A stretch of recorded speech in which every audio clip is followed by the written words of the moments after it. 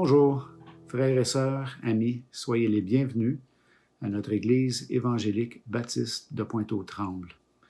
Ma prière est que vous soyez bénis et édifiés par la prédication qui va être amenée par Francky Narcisse, dans laquelle on va lire dans l'Évangile de Luc à partir du chapitre 24, verset 13. J'espère que vous allez être édifiés, bénis, non seulement par la parole de Dieu, mais par les chants de louange qui vont être amenés par notre équipe musicale. Et puis, j'aimerais vous lire un passage dans l'épître de 1 Pierre 5, qui est un passage qui a pour but de nous encourager. Donc, déchargez-vous sur lui de tous vos soucis, car il prend soin de vous. Faites preuve de modération et soyez vigilants. Votre adversaire, le diable, rôde autour de vous comme un lion rugissant qui cherche quelqu'un à dévorer. Résistez-lui en demeurant ferme dans votre foi, car vous savez que vos frères et sœurs dispersés à travers le monde connaissent les mêmes souffrances.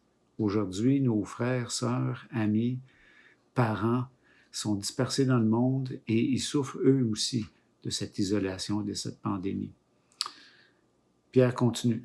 Mais quand vous aurez souffert un peu de temps, Dieu, l'auteur de toute grâce, qui vous a appelé à connaître sa gloire éternelle dans l'union de Jésus-Christ, vous rétablira lui-même. Il vous affirmera, vous fortifiera et vous rendra inébranlable. Frères et sœurs, amis, soyez encouragés par ces paroles.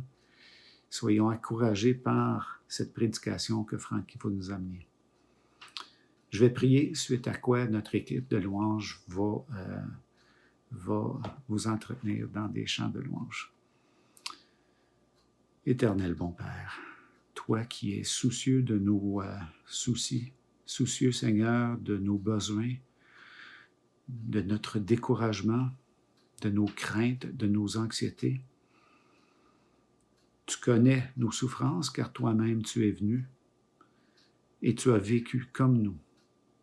Tu peux en pâtir avec ce que nous vivons aujourd'hui. Ma prière est que tu puisses réconforter, renforcer tous ceux qui souffrent de l'isolement, de la solitude, du découragement, Seigneur.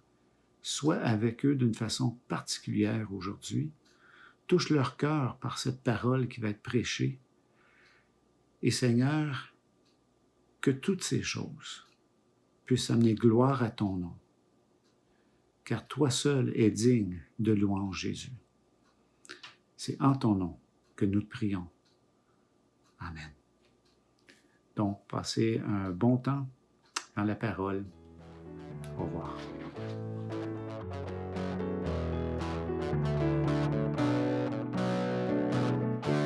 Mes soucis je laisse au loin, je me tourne vers demain. À toi je remets mon être entier, Jésus. Mes mains sont tendues vers toi, croyant que tout vient de toi. Je sais que tout ce que tu as pour moi est bon, si bon. Car voici le jour que tu as fait, il est pour moi un sujet de joie. Voici le jour que tu as fait, il est pour moi un sujet de joie.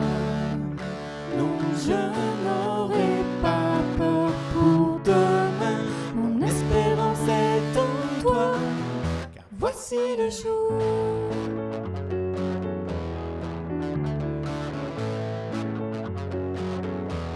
Mes craintes je laisse au loin, je ne doute plus de rien. À toi je remets ma volonté, Jésus. Mes mains sont tendues vers toi, croyant que tout vient de toi. Je sais que tout ce que tu as pour moi est bon, si Voici le jour que tu as fait, il est pour moi un sujet de joie. Voici le jour que tu as fait, il est pour moi un sujet de joie. Non, je n'aurai pas peur pour demain, mon espérance est en toi. Car voici le jour, car voici le jour, voici le jour.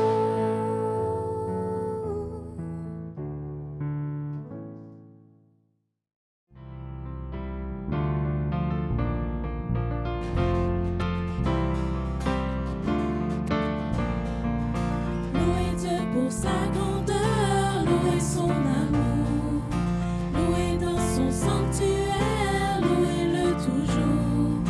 Célébrez sa présence, répandue dans nos cœurs, dansez dans sa puissance et lancez vos clapeurs, car du lever du soleil jusqu'à son coucher, dans les bontés du Seigneur, ne sont pas épuisées. Elles se renouvellent chaque matin. Les bontés du Seigneur n'ont pas de fin.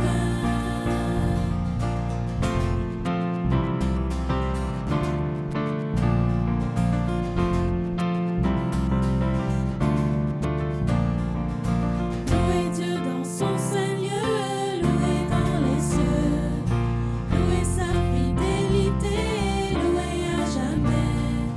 Chantez sa bienveillance et sa magnificence. Entrez dans ses parvis avec reconnaissance, car du lever du soleil jusqu'à son coucher, dans les bontés du Seigneur ne sont pas épuisées. Elles se renouvellent chaque matin.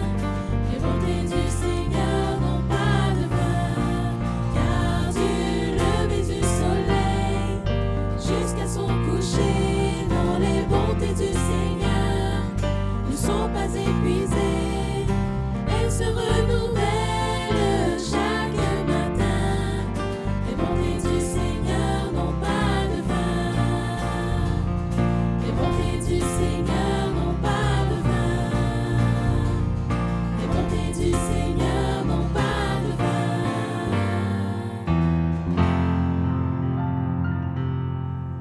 Luc 24, 13 à 35.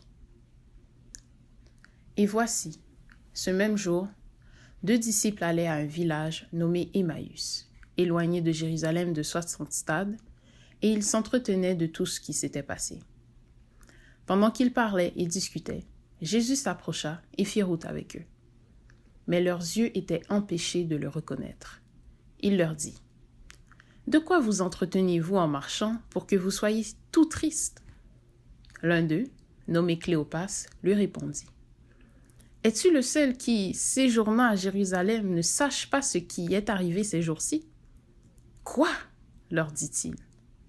Et ils lui répondirent: « Ce qui est arrivé au sujet de Jésus de Nazareth, qui était un prophète puissant en œuvre et en parole devant Dieu et devant tout le peuple, et comment les principaux sacrificateurs et nos magistrats l'ont livré pour le faire condamner à mort et l'ont crucifié. Nous espérions que ce serait lui qui délivrerait Israël.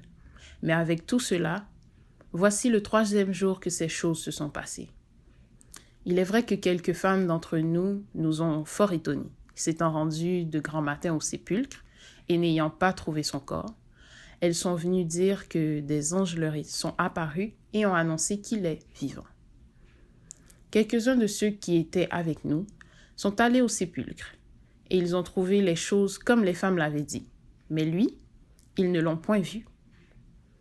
Alors Jésus leur dit: « Ô homme sans intelligence et dont le cœur est lent à croire tout ce qu'ont dit les prophètes, ne fallait-il pas que le Christ souffrit ces choses et qu'il entrât dans sa gloire ?» Et commençant par Moïse et par tous les prophètes, il leur expliqua dans toutes les Écritures ce qui le concernait. Lorsqu'ils furent près du village où ils allaient, il parut vouloir aller plus loin. Mais ils le pressèrent en disant: « Reste avec nous, car le soir approche, le jour est sur son déclin. Et il entra pour rester avec eux.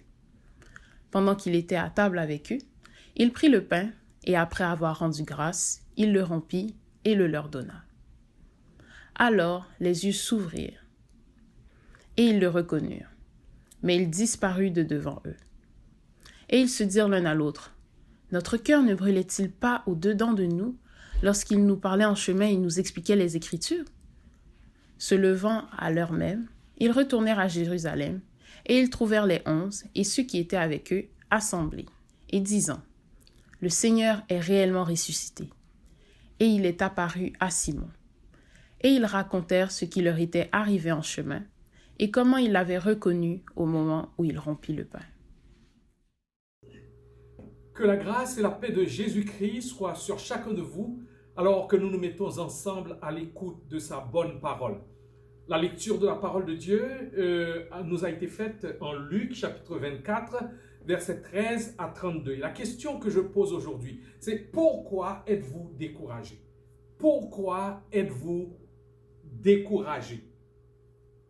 Martin Lloyd-Jones, un pasteur qui a exercé son ministère à Londres au siècle dernier, a une fois dit ceci, et je vous cite.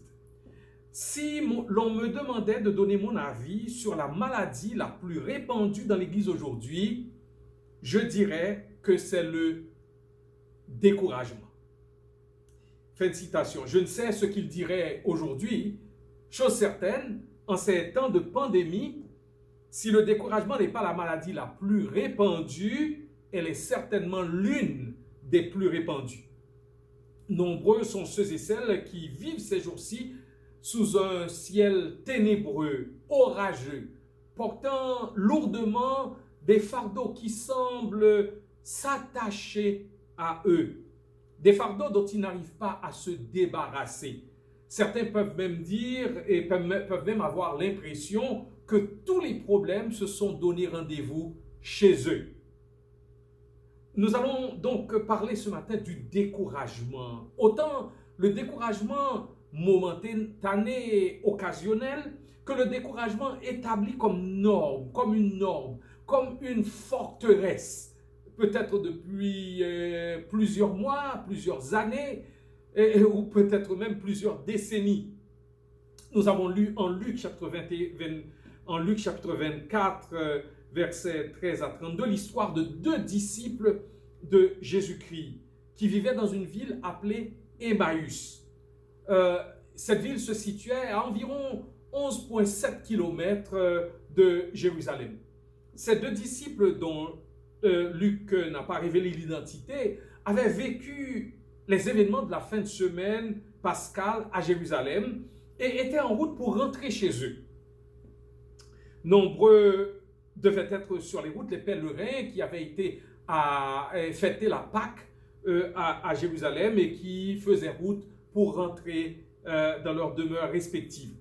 Et alors que les 2 disciples essayaient de comprendre les troublants, les décourageants même événements de la fin de semaine concernant Jésus-Christ, son arrestation, son procès religieux, son procès politique, sa flagellation et son injuste condamnation, sa crucifixion, son ensevelissement, eh bien, Luc nous dit que Jésus lui-même s'est joint à eux comme un étranger qu'ils n'ont pas reconnu. Le verset 16 du 24e chapitre de Luc nous dit, Luc 24, verset 16, et verset 15, pendant qu'ils marchaient et discutaient, Jésus s'approcha et fit route avec eux. Mais leurs yeux étaient empêchés de le reconnaître. Jésus était là. Jésus était là et ils ne le savaient pas. Ils discutaient de la personne qui se trouvait avec eux, mais ils avaient comme des œillères. Et Jésus était donc là, mais ils ne pouvaient le voir et ils ne pouvaient le reconnaître. Et Jésus est allé à leur rencontre, mais aussi il leur a posé une question pour les amener à verbaliser ce qui était en eux. Or, il est assez assez intéressant de voir quelquefois que Dieu pose une question à des gens découragés, non pour avoir des informations, mais bien pour les porter à verbaliser ce qu'ils portent en eux. Et ça a été le cas avec Élie. Dieu lui a posé la question, que fais-tu ici, Élie? Dieu le savait, il est omniscient. Mais il lui a posé la question pour permettre à Élie de parler. Et généralement, quand on est déprimé, on a tendance à redire les mêmes choses. Et c'était le cas pour Élie. Et dans ce cas-ci, les gars n'ont pas eu à répéter, mais ils ont verbalisé ce qu'il y avait en eux. Et Jésus leur a posé la question, verset 17, « De quoi vous entretenez-vous en marchant pour que vous soyez tout tristes ?» Ils étaient tristes, désenchantés, découragés. C'était de toute évidence un de ces états d'âme qui se reflétait sur le visage, qui se reflétait dans les pas lourds de ces pèlerins et qui se reflétait dans leur dos peut-être voûté, dans le ton morose et de leur conversation. De toute évidence, ça n'allait pas. Si vous en êtes là aussi, vous n'avez pas, certainement pas besoin de faire un dessin à qui que ce soit pour qu'il s'en rende compte. Les longs soupirs, le visage flétri, les larmes qui ne cessent de couler, le visage fermé qui a fait place, qui a remplacé le sourire, sont autant de signes que l'intérieur est dominé par la tristesse, l'intérieur est dominé par le désarroi, l'intérieur est dominé quelquefois même par le désespoir. Les deux disciples d'Emmaüs, avec qui Jésus a cheminé, étaient découragés, déprimés. Et quelle en a été la cause? Quelle en a été la cause? Jésus leur a posé la question pour leur permettre de parler. Ils ont parlé à cet étranger, disant, parlant de cet homme, Jésus, de qui, il dit, voyons dans le texte, il leur dit, de quoi vous entretenez vous en marchant pour que vous soyez tout tristes? L'un d'eux nommé Cléopas lui répondit, es-tu le seul qui séjournant à Jérusalem ne sache pas ce qui est arrivé ces jours-ci? Quoi, leur dit-il? Et ils répondirent, ce qui est arrivé au sujet de Jésus de Nazareth, qui était un prophète puissant en œuvre et en parole devant Dieu et devant tout le peuple, et comment les principaux sacrificateurs et nos magistrats l'ont livré pour le faire condamner à mort et l'ont crucifié. Ils dirent, nous espérions que ce serait lui qui délivrerait Israël, mais avec tout cela, voici le troisième jour que ces choses se sont passées. Il est vrai que quelques femmes d'entre nous nous ont fort étonnés, s'étant rendues de grand matin au sépulcre et n'ayant pas trouvé son corps, elles sont venues dire que des anges leur sont apparus et ont annoncé qu'il est vivant. Quelques-uns de ceux qui étaient avec nous sont allés au sépulcre et ils ont trouvé les choses comme les femmes l'avaient dit. Mais lui, ils ne l'ont point vu. Ils ne l'ont point vu. En fait, ils dirent à Jésus, nous cherchons Jésus, nous ne le trouvons pas. De fait, ils étaient en train de dire à Jésus sans le savoir, on ne te trouve pas. On ne te trouve pas. Quelle frustration, quelle déception.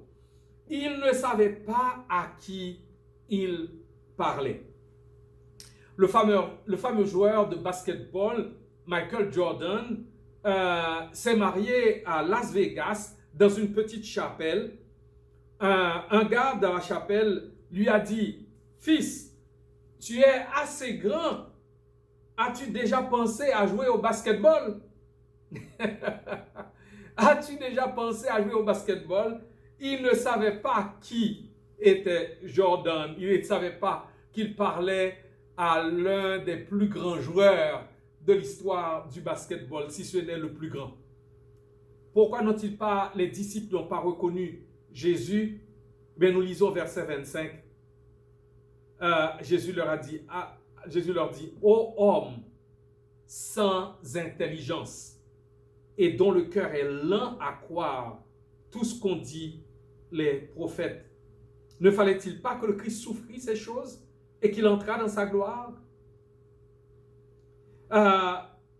C'est extraordinaire. C'est extraordinaire. On peut être authentiquement un disciple de Jésus-Christ sans avoir l'intelligence des choses qui le concernent. Pierre, après avoir identifié Jésus comme étant le Christ, le Fils du Dieu vivant, n'a pas moins montré tout de suite qu'il n'avait pas la juste compréhension des choses qui concernaient Jésus quand il a voulu le dissuader d'aller à la croix en disant Jésus, non, cette histoire d'aller souffrir, c'est pas dans le plan, oubliez ça. Quand Jésus vient à notre rencontre, ce n'est jamais pour nous laisser dans l'ignorance ni dans l'incompréhension des choses qui le concernent. Il dit aux disciples, ne fallait-il pas que le Christ souffrit ces choses et qu'il entra dans sa gloire? Et commençant par Moïse et par tous les prophètes, il leur expliqua toutes les Écritures, il leur expliqua dans toutes les Écritures ce qui le concernait. De fait, ce que Jésus leur a dit, c'est que vous lisez la Bible, mais vous la lisez de façon sélective. N'est-il pas aussi vrai pour nous aussi? Nous aimons quelquefois certains passages, particulièrement ceux qui parlent de bénédiction, de délivrance, de direction, de provision, mais nous semblons ne pas voir les autres. Nous ne semblons pas voir tout ce que les prophètes ont dit. Oh certes, ils ont parlé de la puissance, de la victoire, du Messie et du règne du Messie, mais ils ont aussi parlé de ses souffrances. Jésus leur a rappelé, ne fallait-il pas que le Christ souffrit ces choses et qu'il entra dans sa gloire? En d'autres termes, Jésus leur dit, si vous prêtez attention à tout ce que les prophètes ont dit, vous allez remarquer qu'ils ont parlé des souffrances du Messie et ils devaient connaître les souffrances avant d'entrer dans la gloire. Les deux disciples, tout comme nous aujourd'hui, nous n'aimons pas cette partie de ce que les prophètes ont dit à propos de Jésus. Et aussi de ce que les apôtres ont dit et par la suite sur les réalités de la vie des disciples de Jésus-Christ. Nous voulons la gloire, nous voulons le trône, nous voulons la gloire du trône, nous voulons la couronne, mais sans les souffrances de la croix. Sans prendre en compte que Jésus a dit, celui qui veut me suivre, qu'il renonce à lui-même, qu'il se charge chaque jour de sa croix et qu'il me suive. Nous voulons de Jésus qui nous rend libres de toute dette, de toute maladie, de toute souffrance. Nous voulons de Jésus qui nous fait expérimenter la fournaise sans brûlure, la fosse au lion sans égratignure, la fuite de nos ennemis sans combat, la sortie de prison par l'intervention des puissants anges de Dieu. Mais les réalités dont l'auteur de la lettre aux Hébreux a parlé à la fin du chapitre 11 ne semblent pas faire partie de notre compréhension des choses. À partir du verset 35 au chapitre 11, il est dit « D'autres furent livrés au tourment et n'acceptèrent point de délivrance, afin d'obtenir une meilleure résurrection. D'autres subirent les moqueries et le fouet, les chaînes et la prison. Ils furent lapidés, sciés, torturés, ils moururent tués par l'épée. Ils allèrent ça et là, vêtus de peau de brebis et de peau de chèvre, dénués de tout, persécutés, maltraités, eux dont le monde n'était pas digne, errant dans les déserts et les montagnes, et dans les cavernes et les antres de la terre. Tout cela, à la foi desquels il a été rendu témoignage, n'ont pas obtenu ce qui leur était promis, Dieu ayant en vue quelque chose de meilleur pour nous, afin qu'ils ne parvinssent pas sans nous à la perfection. Ne pas vouloir prendre en compte les souffrances dont les prophètes ont parlé à propos de Jésus, ni celles dont ont parlé Jésus et les apôtres quant à ce qui concerne ses disciples, c'est être sans intelligence. C'est avoir le cœur lent à comprendre ce qu'ont dit les prophètes, ce qu'a dit Jésus, ce qu'ont dit les apôtres à la suite de Jésus. Ce découragement, cette désillusion, ce désenchantement, ce désespoir même ne serait-il pas bien plus le résultat d'une déficiente connaissance et compréhension des Saintes Écritures que le fait que Dieu t'ait oublié, que le fait que Dieu t'ait négligé, que le fait que Dieu t'ait abandonné, délaissé, ou même que le fait que Dieu t'ait trompé? Se peut-il que Dieu nous laisse quelquefois connaître comme Paul ces situations que l'apôtre décrit comme si difficiles qu'il désespérait même de conserver la vie. Pourquoi? Afin qu'il apprenne à mettre sa confiance non en lui-même, mais en Dieu qui ressuscite les morts. La vie avec Jésus, la vie en Jésus inclut la souffrance. Elle inclut toutes ces réalités que nous trouvons à la fois à la fin du chapitre 8 de la lettre aux Romains, la tribulation, l'angoisse, la persécution, la faim, la nudité, le péril, l'épée, la mort. Qu'ajouteriez-vous à cette liste? Maladie incurable, perte d'un être cher, mariage brisé, congédiement injuste, fausse accusation, abandon ou rejet d'un être cher, échec scolaire, revers financier, etc., etc. Autant de choses négatives dont nous n'aimerions pas faire l'expérience, mais qui peuvent faire partie de tout le conseil de Dieu pour vous et pour moi.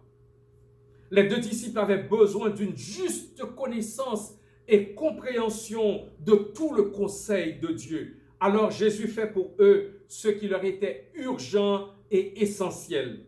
Jésus les a instruits. Il les a instruits. Il est dit au verset 27, « Puis commençant par Moïse et par les prophètes, il leur expliqua ce qui le concernait dans toutes les Écritures. » Vous êtes découragés, déprimés, désespérés même. Ce qu'il vous faut, ce n'est pas un pep talk, quelques scènes de juste pour rire ou des gags de votre humoriste favori pour vous détendre.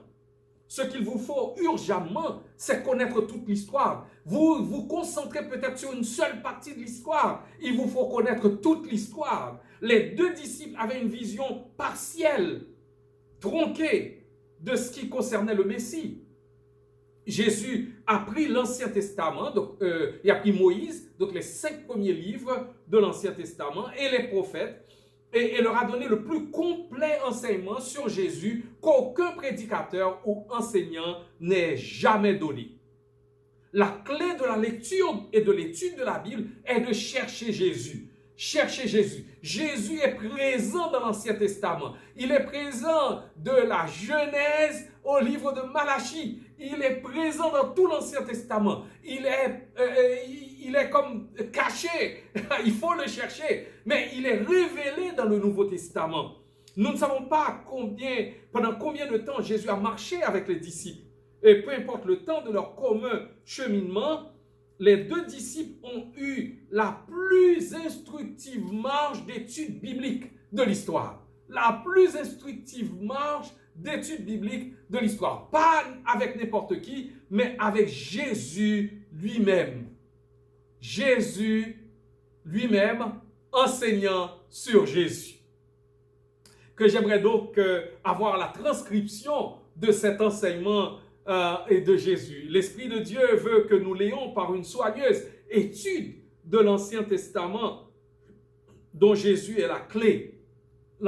Jésus est la clé de l'Ancien Testament. Il est le mot de passe de la parole de Dieu. En Jean 5, versets 39 et 40, Jésus dit aux pharisiens, « Vous étudiez toujours les Écritures. Vous étudiez l'Ancien Testament. Vous ne me connaissez toujours pas.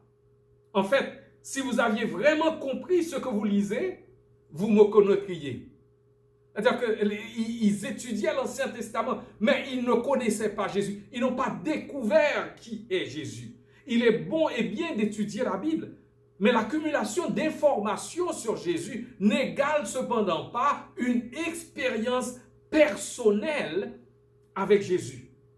Ce qui est transformateur, ce qui est salvateur, ce n'est pas un ensemble d'informations sur Jésus, mais l'expérience avec Jésus, expérience de qui il est, expérience des grâces de l'œuvre de sa croix et de sa résurrection. C'est de cela dont parle l'apôtre Paul dans la lettre aux Philippiens au chapitre 3, verset 10, et quand il écrit dans cette lettre que son plus vif désir était de connaître Christ.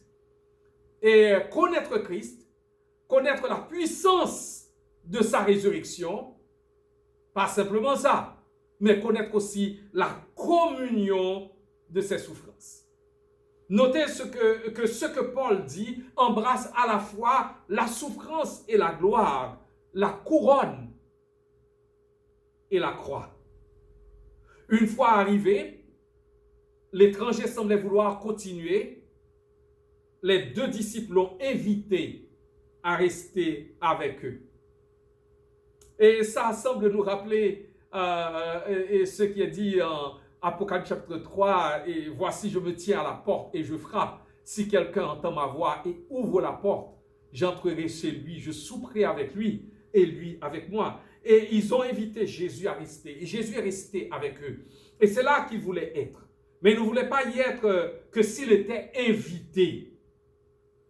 Par cette invitation, les disciples sont passés de l'information à l'expérience. Ils sont passés de l'information qu'ils ont eue par cette extraordinaire étude biblique à l'expérience. Ils ont voulu passer à une dimension de communion avec l'étranger.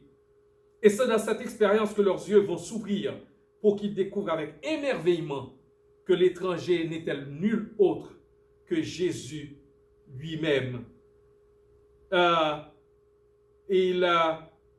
Pendant qu'il était à table avec eux, il prit le pain et après avoir rendu grâce, il le rompit et le leur donna.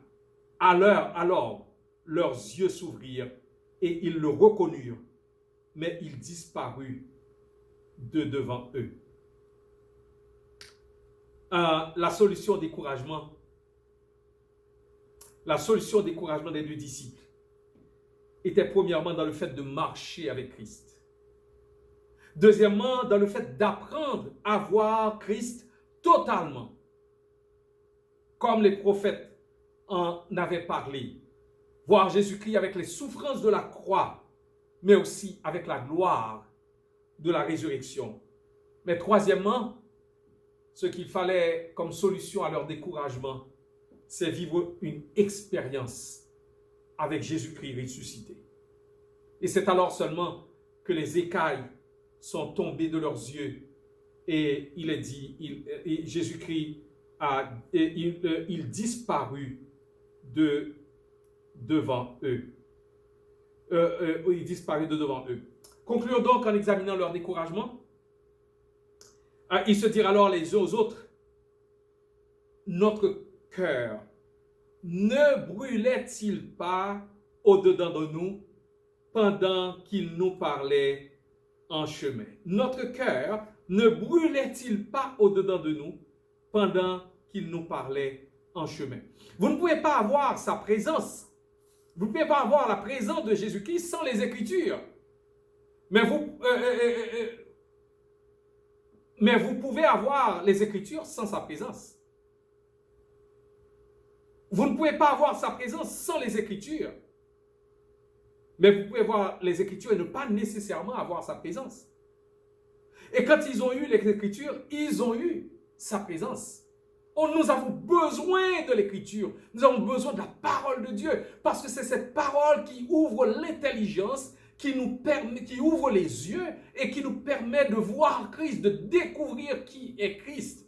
Et lorsque nous voulons vivre cette expérience avec lui, le cœur froid du découragement, le cœur froid de la déprime est devenu un cœur qui brûle, un cœur en feu. Et ces hommes dont les pas étaient si lourds pour retourner à Emmaüs, eh bien, alors qu'ils avaient maintenant ce feu en eux, ils étaient prêts à retourner aussitôt à Jérusalem, parcourir encore 11,7 km pour aller apporter la bonne nouvelle. On raconte qu'une fois, le grand réformateur Martin Luther passait par une phase de découragement et de déprime. Sa femme, en s'en rendant compte, a mis sur elle des habits de deuil. Intrigué, Luther lui a demandé qui était mort. Et sa femme Catherine lui a dit que c'est Dieu qui est mort. Choqué par la réponse de sa femme, Luther a réagi et sa femme lui a doucement fait réaliser qu'il réagissait dans sa situation comme si Dieu était mort. N'est-ce pas aussi le cas pour toi qui es si découragé, si déprimé que tu veux même mourir? Est-ce que tu as reçu un courriel, un texto, un coup de fil t'annonçant que Dieu est mort? Dieu n'est pas mort. Jésus n'est pas resté dans le tombeau. Il est vivant. Et parce qu'il est vivant, il est celui qui peut changer ton état d'âme, ta situation, mais aussi ta vision des choses. Jésus est venu à ta rencontre ce matin dans le jardin de l'Écriture pour te dire, arrête de penser, de parler, d'agir et de réagir comme si j'étais resté dans le tombeau, comme si l'enfer avait gagné, comme si les souffrances de la croix étaient le dernier mot de mon Père, comme si mon Père était resté indifférent aux souffrances que j'ai acceptées pour toi, pour régler la question de la juste colère de mon Père saint et juste envers toi, pécheur. Vous pouvez avoir l'impression que Jésus est toujours mort parce que vous ne semblez pas le voir dans votre situation. Jésus vient dans votre situation pour se révéler dans ce que l'Écriture dit de lui, mais aussi dans l'expérience que vous pouvez faire avec lui maintenant. Jésus se donne à toi maintenant. Si dans l'écoute de sa parole ce matin, en ce moment, et vous faites une expérience avec lui, votre cœur froid, glacial, va devenir brûlant, bouillant. Vous qui n'aviez pas le goût de chanter, vous allez vous mettre à chanter. Vous qui étiez si déprimé qu'aller adorer avec des frères et sœurs vous semblez être comme de la mer à boire, vous allez trouver la joie, la force de vous lever et d'aller adorer. Vous qui aviez envie de rester au lit dans le noir, vous allez vous lever et aller vous exposer au soleil parce que vous avez rencontré Jésus, le Seigneur ressuscité, le Seigneur vivant. C'est ce qui se passe quand Dieu transforme votre sombre nuit en matin glorieux. Vous pouvez maintenant voler comme l'aigle, courir sans vous lasser, marcher sans vous fatiguer. Et l'une des raisons pour lesquelles nous ne parlons pas de Jésus, c'est que nous ne l'avons souvent pas expérimenté. Nous sommes restés à la phase de recevoir des informations de Jésus, une bonne étude biblique. Nous sommes restés à cette phase-là. Nous parlerons de l'Église, nous parlerons de la chorale, nous parlerons de l'équipe de louange, nous parlerons du sermon. Mais nous restons fatigués, déprimés, découragés. Est-ce que vous avez déjà vécu l'expérience de l'amour? Et lorsque vous êtes en amour, eh bien, même si vous êtes fatigué, eh bien, c'est la personne que vous aimez qui appelle, eh bien, parce que vous avez vécu, non pas des informations, mais vous avez une expérience, eh bien, c'est suffisant pour que ça vous motive, pour que même en pleine nuit, s'il faut sortir, vous allez sortir, et même s'il faut véritablement accepter les sacrifices, vous allez les faire parce que vous êtes en amour. Je terminerai avec cette illustration le 24 octobre 1929. Eh bien, la bourse s'est effondrée, ce qui a ouvert la porte à ce qu'on a appelé la Grande Dépression. Et 37 000 entreprises ont fait faillite rapidement. Près de 15 000 personnes ont perdu leur emploi. Soit un travailleur sur 4. Ça, c'était aux États-Unis, mais ça s'est répandu ensuite à travers le monde. Un nuage de découragement régnait non seulement en Amérique, mais dans le monde entier. Et alors que l'Amérique était frappée par la Grande Dépression, que les banques faisaient faillite, les gens perdaient leurs maisons, les gens faisaient de longues files d'attente pour trouver les choses les plus élémentaires parce que c'était la Grande Dépression. Les gens sautaient des immeubles en désespoir de cause pour se donner la mort. Mais en 1932, alors que les gens étaient découragés, désespérés, Franklin Delano Roosevelt a été nommé candidat démocrate à la présidence des États-Unis. Dans son discours d'investiture, il a gagné les élections. Dans son discours d'investiture, il s'est approché de la plateforme et a dit aux délégués et a dit à tout le monde, je vais offrir à l'Amérique un nouveau marché. Je sais que nous sommes dans une mauvaise situation. Je sais que les choses semblent noires, mais j'ai un nouveau marché pour vous. Je sais que les choses n'ont pas l'air d'aller mieux, mais je crois qu'il y a un nouveau marché qui arrive. Puis le jour en janvier 1933, en parlant dans son discours inaugural, il a dit « Nous n'avons rien à craindre que la peur elle-même. » Nous n'avons rien à craindre que la peur elle-même. Et ce qu'il a fait, c'est qu'il a déclenché une nouvelle confiance. Il a inspiré un nouvel état d'esprit. Les banques sont solidifiées, les marchés se sont stabilisés, les affaires ont commencé à rebondir. Les gens ont commencé à trouver de bons emplois parce que quelque chose de nouveau a été offert lorsqu'il s'est mis en avant. Il y a quelqu'un qui est venu dans ce monde déchu, dans ce monde en dépression, dans ce monde en déchéance, en rébellion contre Dieu. Il a payé la dette que l'humanité rebelle ne pouvait payer au Dieu juste et saint en se donnant en sacrifice à la croix de Golgotha. Il a été mis dans un tombeau. Le troisième jour, il est ressuscité. Il est apparu à des femmes qui sont allées au tombeau. Il est apparu à Pierre. Il est apparu à Jacques. Il est apparu aux deux disciples sur la route d'Emmaüs. Il est apparu aux 11 apôtres. Il est apparu à plus de 500 frères à la fois. Au milieu de votre grande dépression, quelle qu'elle soit, au milieu de votre grand désespoir, quel qu'il soit, au milieu de votre découragement, quel qu'il soit, il y a quelqu'un qui était mort, qui est maintenant vivant, et il vous offre un nouveau plan, un nouveau marché, une nouvelle vie, une nouvelle vision. Il dit que hier ne doit pas définir votre lendemain, que votre passé ne doit pas déterminer votre présent. Il vient à votre rencontre et vous dit, c'est pas fini.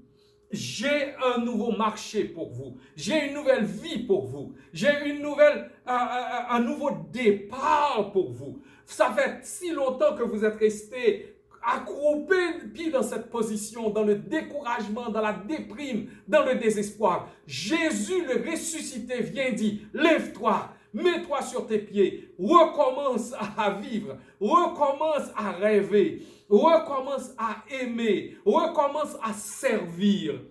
De même qu'Élie, découragé, a eu une nouvelle mission après avoir vécu l'expérience avec Dieu à Horeb. De même que les deux disciples découragés sont retournés proclamer la bonne nouvelle aux disciples à Jérusalem. Quand vous faites l'expérience de rencontrer Jésus dans le jardin de l'Écriture, vous pouvez repartir le cœur rempli de joie, proclamer la bonne nouvelle. Jésus est vivant et tant qu'il est vivant, le désespoir n'est pas pour moi. Le découragement n'est pas pour moi. Jésus, il est plus grand que vos rêves brisés. Il n'est pas indifférent à votre détresse. Il ne vous laisse pas dans l'ignorance de toute l'histoire. Il vous offre l'expérience de sa communion. Y a-t-il maintenant quelqu'un qui a besoin d'un nouveau marché, d'un nouveau plan?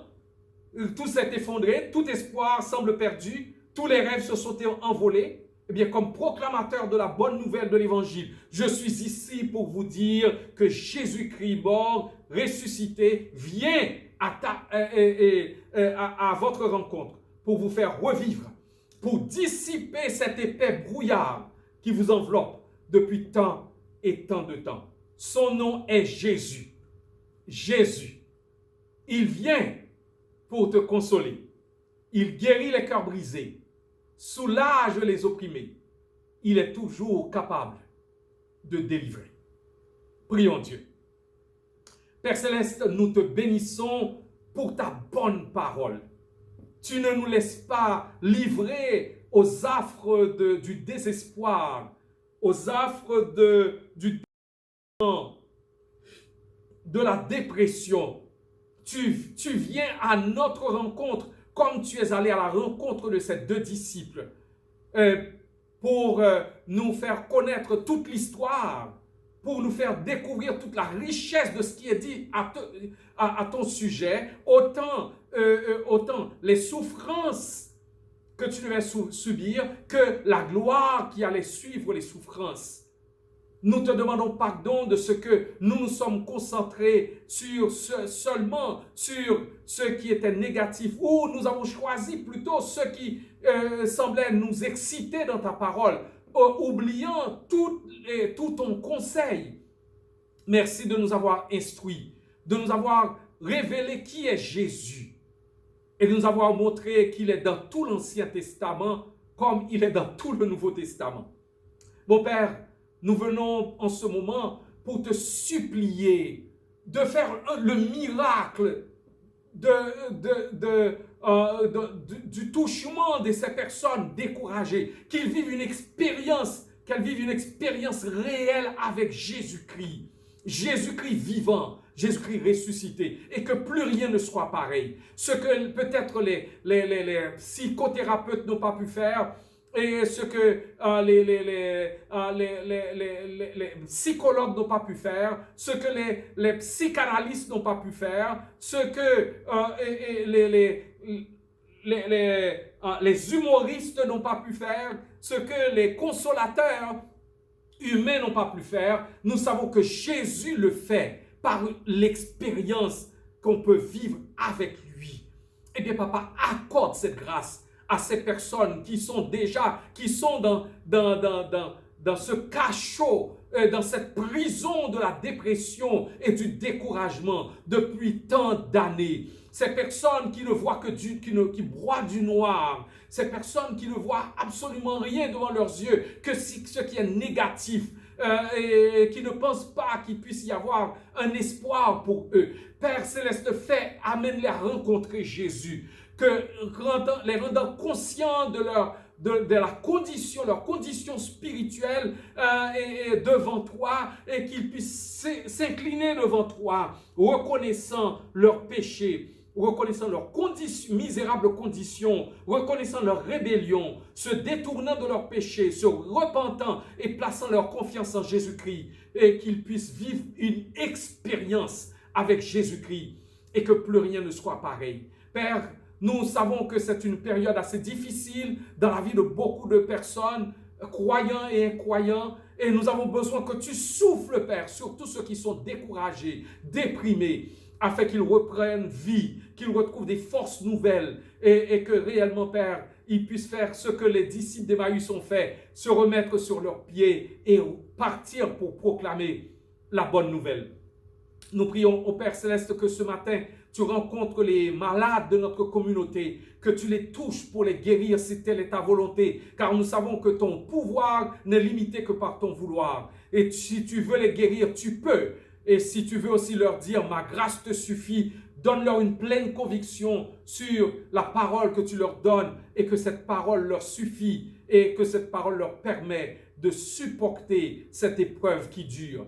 Nous te prions, Père Céleste, pour les autorités du Québec et du Canada. Nous prions que tu leur donnes sagesse dans les décisions à prendre dans ces temps difficiles. Nous prions que tu les protèges, que tu protèges les membres de leur famille, que tu leur donnes ta grâce. Amène-les à rencontrer Jésus-Christ et à trouver la vie en lui. Et Père, nous te prions pour le Premier ministre, pour les ministres, pour les députés. Nous te prions pour les premiers ministres des provinces, pour le Premier ministre du Canada. Nous te prions pour les chefs de police. Nous te prions pour les maires de nos villes et particulièrement pour le maire de la ville de Pointe-aux-Trembles et pour le député du comté. Et nous demandons tes grâces pour chacun d'eux, car nous savons que c'est notre plus impérieux devoir de prier pour eux. Nous te prions pour le ministère CADFEM, que tu bénisses ce ministère, Père, pour que par notre partenariat avec ce ministère, nous puissions bénir les gens de la communauté et de la collectivité et que les gens trouvent les ressources qui leur sont nécessaires en ces jours difficiles. Père, nous te prions de bénir les anciens de notre Église qui sont en formation. Bénis-les, bénis cette formation, prépare leur cœur aux grands défis que tu as pour eux. Que ta grâce soit sur les diacres, les diaconesses de notre communauté, sur les responsables des ministères, les leaders des groupes de prière et tous ceux qui œuvrent pour ta gloire et ta gloire seule. Eh bien, Père, nous allons repartir dans nos champs de mission respectifs. Nous prions que tu nous remplisses de ton Esprit Saint et que tu nous fasses voir vraiment comme des flambeaux dans ce monde de ténèbres, comme sel et lumière dans ce monde qui est en pleine décomposition, et comme colonne et appui de la vérité. Papa, aide-nous à rester attachés à Jésus-Christ et à lire ta parole jour après jour, pour découvrir encore plus qui est Jésus et apprendre de plus en plus à lui ressembler. C'est en son nom que nous t'avons ainsi prié. Amen.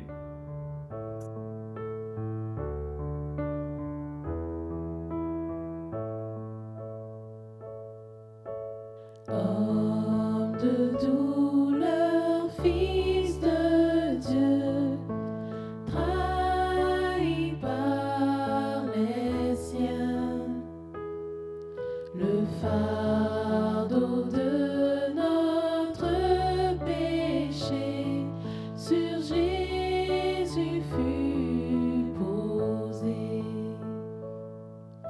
C'est lui qu'on a méprisé, faussement accusé, blessé, meurtri et humilié, d'épines couronné. Ô cette croix, ma rédemption, où ton sang coula pour moi, que mon âme s'écrie, Alléluia, gloire et honneur à toi seul. Venu du ciel sur la terre pour nous réconcilier, pour acheter et pardonner ceux qui l'ont crucifié.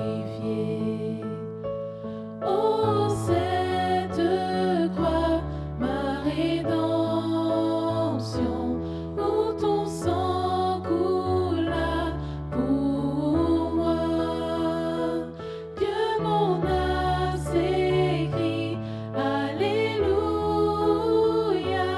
gloire et honneur à toi seul. Ma dette est payée, elle est effacée par le sang précieux que Christ a versé. Le péché est vaincu, son emprise n'est plus. Il m'a libéré pour l'éternité. Ma dette est payée, elle est effacée par le sang précieux que Christ a versé.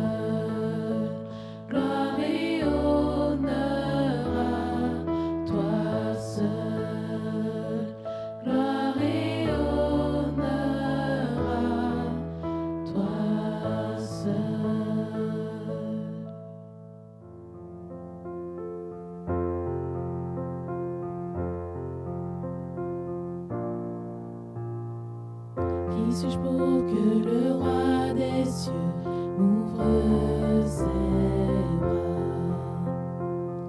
Perdu mais trouvé par sa grâce, son amour pour moi, son amour pour moi. Qui suis-je pour que le roi des cieux m'ouvre ses bras? Perdu mais trouvé par sa grâce, son amour pour moi, son amour pour moi. Il m'a libéré, ma dette est payée. Je suis enfant de Dieu, je suis à lui. Il m'a racheté à la croix grâce à son âme. J'étais esclave du péché, mais il m'a sauvé. Jésus m'a sauvé. Il m'a racheté à la croix grâce à son âme. J'étais esclave du péché, mais il m'a sauvé. Jésus m'a sauvé. Il m'a libéré. Ma dette est payée. Je suis enfant de Dieu. Je suis à lui. Et dans sa maison, j'ai trouvé ma place. Je suis enfant de Dieu. Je suis à lui. Je suis choisi et affranchi. En toi, je sais qui je suis. Tu es pour moi, pas contre moi. En toi, je sais qui je suis. Je suis choisi et affranchi. En toi, je sais qui je suis. Tu es pour moi, pas contre moi. En toi, je sais qui je suis. En toi, je sais qui je suis. Il m'a libéré. Ma dette est payée. Je suis enfant de Dieu. Je suis à lui. Et dans sa maison, j'ai trouvé ma place. Je suis enfant de Dieu. Je suis à lui. Et dans sa maison, j'ai trouvé ma place. Je suis enfant de Dieu. Je suis à lui. Eh bien, mes frères et sœurs, allez, faites tout le bien possible à toute personne possible, en tout lieu possible, par tous les moyens possibles. Allez, faites tout le bien possible au nom de Jésus-Christ et pour sa seule gloire. Que la paix du Seigneur demeure dans votre cœur. Bon dimanche, bonne semaine et bonne mission.